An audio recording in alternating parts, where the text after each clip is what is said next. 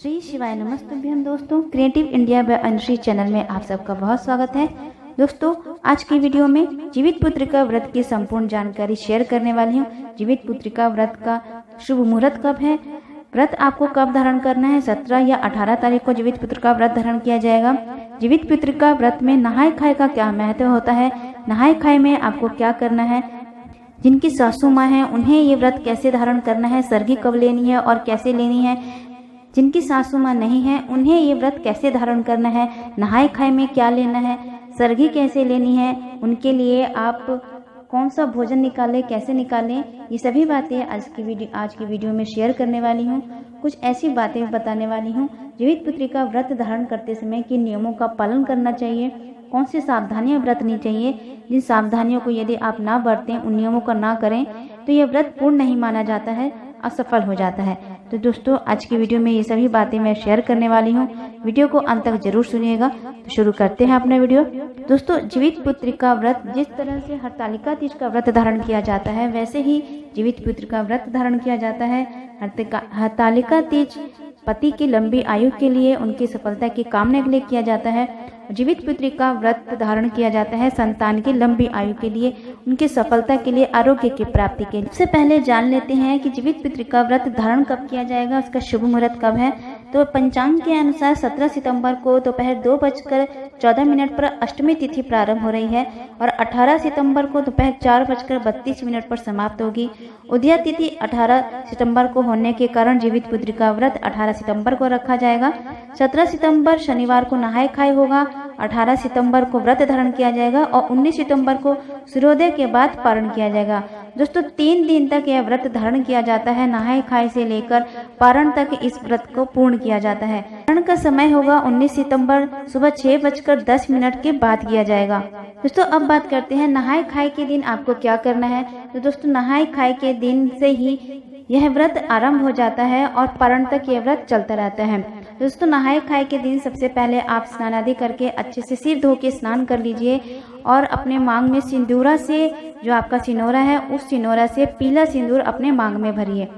जिनकी सासू माँ नहीं है, अपनी सासू माँ के लिए पानी रखिए, उनके लिए दातुन रखिए। दोस्तों, जीवित पुत्रिका व्रत पितरों के निमित्त किया जाता है। तो यदि नहाय खाए के दिन आप स्नान आदि क्रिया करके जिस प्रकार आप ब्रश करते हैं, ऐसे ही आप, जिनकी सासू माँ नहीं है, आप अपनी सासू माँ के लिए एक लोटे में पानी रखें और दातुन रख दें। दातुन आप नीम का भी रख सकते हैं, जो भी, और उस दातुन को आप कूट कर रखें, क्योंकि मेरे यहाँ ऐसे ही होता है। जैसे मेरी सासू माँ अपनी सास के लिए पानी रखती हैं, तो एक पात्र में पानी रखकर पूरा पानी भर कर उसमें दातुन रख देती हैं। इसके बाद यदि जो भी आप भोजन कर रहे हैं तो उसमें तुरई की सब्जी जरूर रखें। तुरई की सब्जी खाकर ही इस व्रत को धारण किया जाता है। तुरई की सब्जी के साथ आप पूरी रख सकते हैं, या कई जगहों पर मड़ुआ की रोटी बनाई जाती है, नोनी का साग बनाया जाता है। तो जगह जगह अपनी अपनी परंपरा के अनुसार आप इस व्रत को करें। अपनी अपनी परंपरा के अनुसार, नियमों के अनुसार जो भी चीज आपके यहाँ खाकर व्रत धारण किया जाता है, तो वह खाकर आप व्रत धारण करें। ये तो दोस्तों नहाय खाए का दिन का काम है। अब अगले दिन, जिस दिन व्रत धारण करना है आपको, तो उस दिन सरगी कैसे लें और अपनी सासू माँ को भोजन कैसे दें। दोस्तों, जिनकी सासू माँ नहीं है वे इस नियम का पालन करें, इस नियम को करें। दोस्तों, जीवित पुत्रिका की सरगी अर्धरात्रि में होती है। अर्धरात्रि को जगकर पितरों के लिए भोजन तैयार किया जाता है, जिसमें कि तोरई की सब्जी होती है, जो कि बिना छौके घी, शुद्ध घी में बनाई जाती है, बिना नमक के बनाई जाती है। ना ही उसमें जीरा पड़ता है, ना हल्दी, ना नमक पड़ता है। बिना नमक के सिर्फ घी के साथ उसे छौंक दिया जाता है और पकाकर और ठंडा करके रख दिया जाता है। उसके साथ ही आप पूड़ी बना लीजिए। पूड़ी बनाया जाता है, गेहूं के आटे की पूड़ी बनाई जाती है, या कहीं कहीं पर मड़ुआ की रोटी भी बनाई जाती है।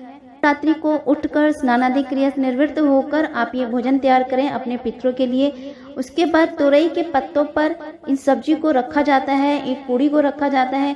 तुरई के 4 पत्तों पर इन भोजन को रखा जाता है। एक पत्ते पर जीवित वाहन नाम से भोजन रखा जाता है, उनके नाम पर भोजन निकाला जाता है। दूसरे पत्ते पर चिड़हों के नाम से भोजन निकाला जाता है। तीसरे पर सियारों के नाम से भोजन निकाला जाता है और चौथे पत्ते पर सासू माँ के नाम से भोजन रखते हैं। जिनकी सासू माँ नहीं है वही इस नियम को करें। दोस्तों, यह भोजन नहा धोकर अपने पितरों के निमित्त बनाया जाता है और फिर इन भोजन को उठाकर अपने छत पर रख दें, जिससे कि वे आपके पितर उन भोजन को ग्रहण कर पाएं। कौवा और चील ग्रहण करें। कौवा और चील यदि इन भोजन को ग्रहण कर लेते हैं तो समझिए आपके पितरों को ये भोजन प्राप्त हो गया है। फिर अगले दिन पारण के समय आपको क्या करना है, अगले दिन पारण के समय सीधा निकाला जाता है, जिसमें कि आटा, दाल, चावल, एक व्यक्ति के खाने भर की सामग्री निकाली जाती है, साथ में श्रृंगार का सामग्री भी रखी जाती है और तोरई जरूर रखें और एक लाल धागा रखा जाता है जिसे ज्योतिया बोला जाता है, वह लाल धागा रखा जाता है। जिनकी सासू माँ नहीं है वह उनके लिए भी एक सीधा निकालें, श्रृंगार की वस्तुएं रखें, तोरई रखें, साथ में कुछ दक्षिणा रखें। ये सीधा निकालने के बाद से उन्हें छुआ जाता है, उनकी पूजा की जाती है। उसके बाद जो जीवित यानी जो ज्योतिया है, जो लाल धागा आपने ज्योतिया बना रखा है, उस ज्योतिया को पहले अपने गले में डालकर फिर अपने पुत्र के लिए, जिन पुत्र के लिए आपने व्रत धारण किया है, अपने पुत्रों के गले में उस ज्योतिया को डालकर उनके सिर में तेल लगाकर थोड़ी देर उनके गले में डालकर फिर अपने गले में डालकर ही आप जो भी चाय पानी लेना चाहते हैं वे चाय पानी पिएं। यानी वे धागा अपने गले में डालकर ही अपने व्रत का पारण करें। पारण के भोजन में कहीं कहीं दाल चावल बनाया जाता है, पूरी सब्जी बनाई जाती है, तोरई की सब्जी भी पारण में बनाया जाता है, खाया जाता है। तो दोस्तों इस प्रकार अपने बच्चों के गले में धागा पहनाकर, धागा पहनाने से जीवित वाहन देव का आशीर्वाद प्राप्त होता है। धागा पहना कर ही फिर उसे अपने गले में धारण कर तभी आप व्रत का पारण करें। दोस्तों जीवित पुत्र का व्रत धारण का महत्व क्या है? जीवित पुत्र का व्रत धारण करने से, जीवित पुत्र का व्रत धारण महिलाएं अपने संतान की लंबी उम्र के लिए, उनकी सफलता की, आरोग्य की प्राप्ति के लिए करती हैं। जीवित पुत्र का व्रत निराहार और निर्जला रखा जाता है। इसमें कोई किसी भी तरह की कोई गुंजाइश नहीं होती है कि बीच में कभी पानी पी लिया जाए या अर्धरात्रि में 12 बजे के बाद पानी पी लिया जाए, ऐसा कुछ नहीं होता है। नहाए खाए के दिन से लेकर व्रत के पारण तक यह व्रत चलता रहता है। तो अब बात करते हैं जिनकी सासू माँ है वे इस व्रत को कैसे धारण करें।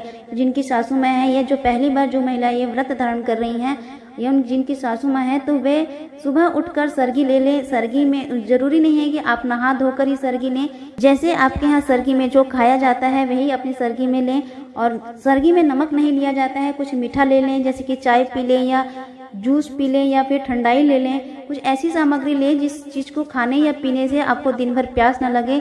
नमक वाली चीज़ लेने से आपको प्यास लगती है, चाहे ऑयली चीज़ें या तेली चीज़ें और तली हुई चीज़ें बिल्कुल ना लें, क्योंकि ये सब चीज़ें खाने से हम दिन भर बिना पानी के बिल्कुल नहीं रह सकते, क्योंकि पचाना मुश्किल हो जाता है।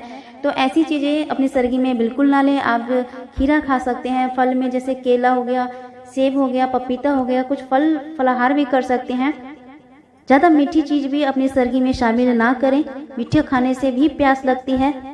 जिस दिन से आप ये व्रत धारण कर रही हैं उस दिन जो आपका पुराना ज्योतिया वाला जो धागा है उसे गले में जरूर धारण करें। धागे को पहन कर ही आप पूरा दिन व्रत करें और अगले दिन तक जब तक यानी पारण के दिन तक उसे गले में डाले रहें। फिर अगले दिन तक उस धागे को जब पूजा के बाद जब अपने बच्चों के गले में से वे धागा पहनाकर अपने गले में डालें तो वो पुराना धागा को निकाल दें। दोस्तों नियम क्या होते हैं जीवित पुत्र का व्रत धारण करने के? तो नहाए खाए के दिन से ही आपको सात्विक भोजन का प्रयोग करना है, ब्रह्मचर्य का पालन करना है, किसी की निंदा नहीं करनी, चुगली नहीं करनी। फिर अगले दिन जल्दी उठकर सरगी लें। सरगी लेने के बाद से साफ स्वच्छ वस्त्र धारण करें, भगवान की पूजा करें। नहाए खाए के दूसरे दिन निर्जला व्रत धारण किया जाता है और तीसरे दिन ब्रह्म मुहूर्त में उठकर स्नान आदि करके व्रत का पारण किया जाता है। दोस्तों जितिया व्रत के दौरान आचमन करना भी वर्जित माना गया है, यानी कि जल का एक बूंद भी आपके मुंह में नहीं जाना चाहिए। यहाँ तक कि थूक घोटना भी, जैसे मुंह में थूक आ जाता है उसे घोटना भी पाप माना जाता है। दोस्तों यह पूजा शाम के समय प्रदोष काल में की जाती है। तो जैसे आपके यहाँ पूजा की जाती है, जिस नियम से, जिन रस्मों के साथ, वैसे आप अपनी पूजा का संकल्प लें, अपने व्रत का संकल्प लें, फिर व्रत धारण करें। हाँ दोस्तों एक बात और जो बीच में बताना भूल गई, जब आप ये शाम के समय भगवान की पूजा कर रहे हैं, पूजा करने के बाद से जीवित पुत्र का व्रत की कथा का श्रवण जरूर करें। 5 कथाएं जरूर सुने, कथा का श्रवण जरूर किया जाना चाहिए। कथा श्रवण करते समय ही अपने धागा में जो एक जीवित वाहन के नाम से एक गांठ पड़ती है और बाकी गांठें जितने आपके पुत्र हैं या संतान हैं उनके नाम से गांठ पड़ती है। यदि आप स्वयं कथा कर रही हैं तो कथा करते करते ही आप अपना जो आपका ज्योतिया है, जो लाल धागा है, उसमें एक गांठ भगवान के नाम के लगाकर उसके बाद अपने संतान के नाम से उसमें गांठ लगाएं। यानी कथा के साथ ही साथ आप अपना धागा तैयार कर लें, या फिर कोई और आपसे बड़ा यानी आपकी सास या कोई बूढ़ा बुजुर्ग इस कथा को सुना रहा है तो आप उन्हें अपना धागा दे दें और कथा सुनते सुनते उन्हें अपना धागा दे दें और वह आपके धागा को तैयार कर देती हैं। तो दोस्तों इस प्रकार से आप अपना व्रत धारण करें। कोशिश की है मैंने हर छोटे छोटे जानकारी इस वीडियो में देने की। तो आशा करती हूँ आज का वीडियो आपको अच्छा लगा होगा, जानकारी अच्छी लगी होगी। यदि जानकारी अच्छी लगी तो चैनल को सब्सक्राइब कीजिए, लाइक कीजिए, शेयर कीजिए, बेल आइकन को जरूर प्रेस कीजिए जिससे कि वीडियो की जो भी नोटिफिकेशन है आपको मिलती रहे। कमेंट बॉक्स में वीडियो से संबंधित जो भी सुझाव है कमेंट करके जरूर बताएं। ओम नमो भगवते वासुदेवाय नमः मंत्र